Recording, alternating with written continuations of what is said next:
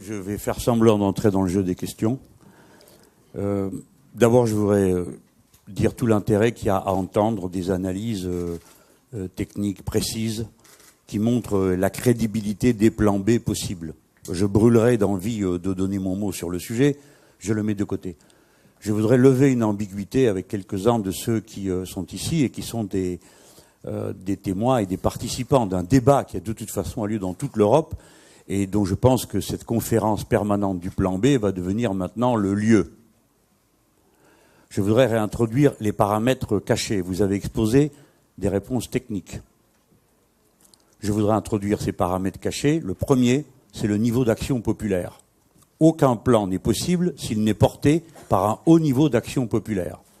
De quelle manière le niveau d'action populaire peut-il être à bonne altitude?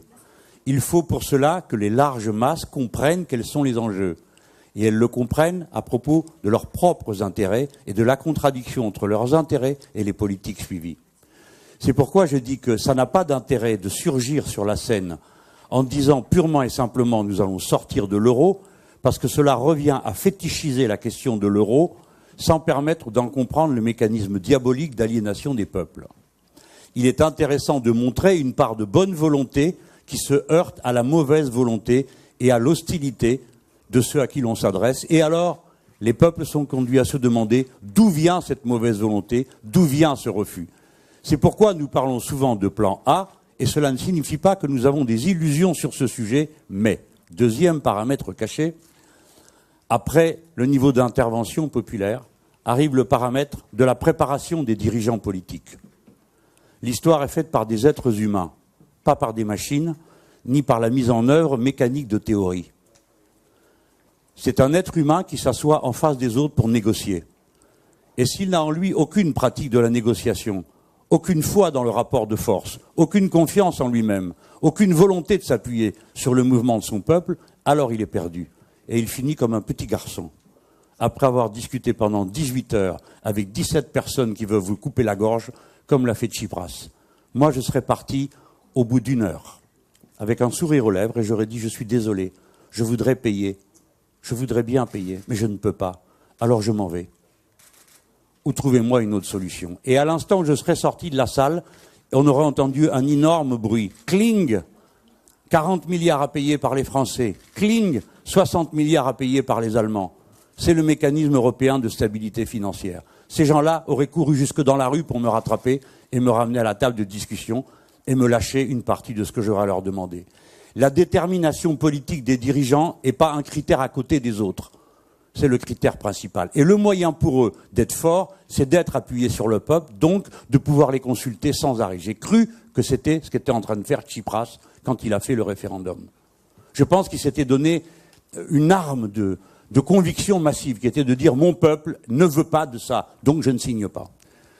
J'ai évoqué 3 éléments. Il y a dans ce qu'a dit Frédéric Lordon le 4e paramètre, que la gauche ne veut pas entendre, parce qu'elle est prisonnière d'un internationalisme abstrait. Et là, je souscris totalement à ce qu'a dit Frédéric Lordon. C'est une abstraction, un auto-empêchement que de refuser de se dire que les rapports de force passent par les nations. C'est un empêchement pour nous, les Français. Moi, je sais quel est mon argument principal comme président de la République. Nous devons 2000 milliards au reste de la Terre, dont 75% est dans de l'argent étranger. Personne ne peut tenir tête à quelqu'un qui vous annonce qu'il ne paiera pas. Personne ne peut le faire. Nous sommes forts de 2000 milliards de dettes, parce que nous pouvons décider de ne pas les payer. Et par conséquent, les gens seront obligés de discuter avec nous. Ça repose sur la puissance de la France. Nous sommes 18% de l'économie européenne. Donc nous avons une force à mettre sur la table. Et maintenant, je viens au dernier paramètre de l'internationalisme abstrait. Le problème, c'est l'Allemagne. C'est son gouvernement. Et comme je l'ai dit, je me suis fait traiter de germanophobe. Jusqu'à ce que, et en dépit du fait que mon camarade Oscar Lafontaine dise que ce que j'ai écrit dans le livre, Le hareng de Bismarck, c'est la vérité. Peut-être que vous croirez plus facilement Frédéric Lordon que moi. Je dis c'est le gouvernement allemand parce qu'il est le bras armé du capital en Europe et de l'ordolibéralisme. Et que ça s'appuie sur des catégories sociales qui existent en chair et en os, qui sont les vieux retraités qui marchent par des systèmes de retraite par capitalisation. vous ne pouvez rien changer si vous partez de l'idée que quand vous vous asseyez en face de M. Schauble, vous êtes en face d'un protagoniste rationnel et aimable qui est prêt à discuter avec vous d'une solution rationnelle. Parce que tout ce qui vient d'être décrit à cette tribune montre l'irrationalité fondamentale de ce mécanisme. Mais il n'est irrationnel que pour nous. Pour eux, il est parfaitement rationnel, puisqu'il leur permet le plus haut niveau de viabilité des retraites par capitalisation, et donc la viabilité des fonds de pension, blablabla, bla, bla, vous connaissez tout ça. Par conséquent, si on n'accepte pas l'idée que l'ordolibéralisme est la politique du gouvernement allemand et le verrou de la politique européenne, on ne peut rien faire de sensé. Il faut donc faire autre chose que les gentils garçons avec Mme Merkel et avec M. Schauble.